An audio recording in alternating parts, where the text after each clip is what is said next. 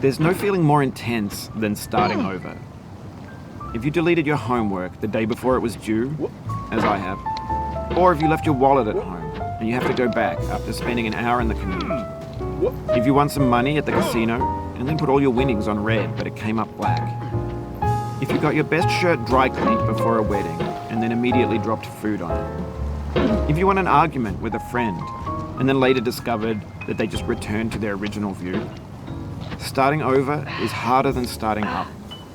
If you're not ready for that, like if you've already had a bad day, then what you're about to go through might be too much.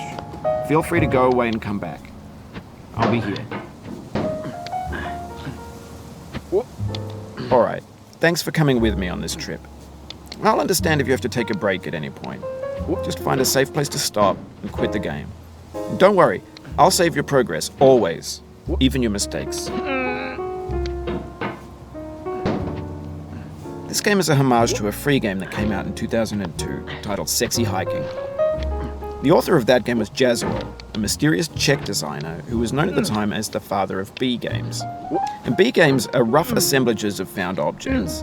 Designers slap them together very quickly and freely, and they're often too rough and unfriendly to gain much of a following. They're built more for the joy of building them than as polished products.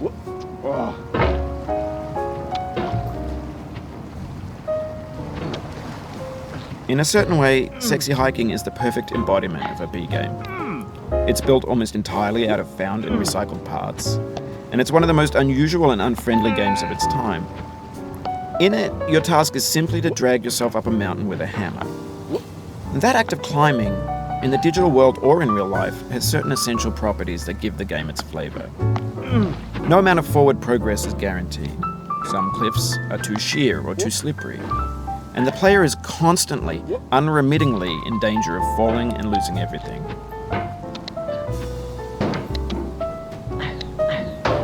Anyway, when you start Sexy Hiking, you're standing next to this dead tree that blocks the way to the entire rest of the game. It might take you an hour to get over that tree, and a lot of people never got past it. You prod and you poke at it, exploring the limits of your reach and your strength, trying to find a way up and over. And there's a sense of truth in that lack of compromise. Most obstacles in video game worlds are fake. You can be completely confident in your ability to get through them once you have the correct method or the correct equipment or just by spending enough time. In that sense, every pixelated obstacle in Sexy Hiking is real.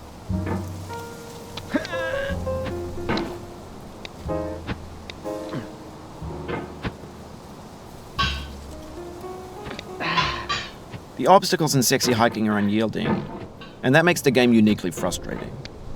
But I'm not sure Jazuo intended to make a frustrating game. The frustration is just essential to the act of climbing, and it's authentic to the process of building a game about climbing. A funny thing happened to me as I was building this mountain. I'd have an idea for a new obstacle, and I'd build it, test it, and it would usually turn out to be unreasonably hard. But I couldn't bring myself to make it easier. It already felt like my inability to get past a new obstacle was my fault as a player rather than as a builder. Imaginary mountains build themselves from our efforts to climb them, and it's our repeated attempts to reach the summit that turns those mountains into something real.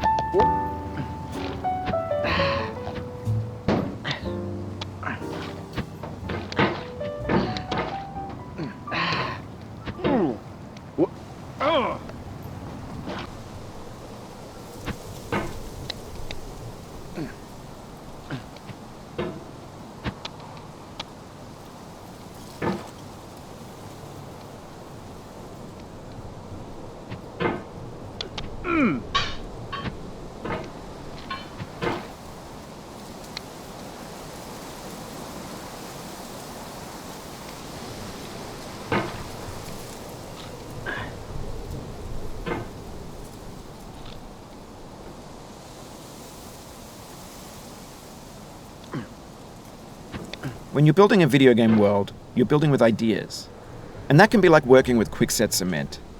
You mold your ideas into a certain shape that can be played with, and in the process of playing with them, they begin to harden and set until they're immutable, like rock. And at that point, you can't change the world, not without breaking it into pieces and starting fresh with new ideas.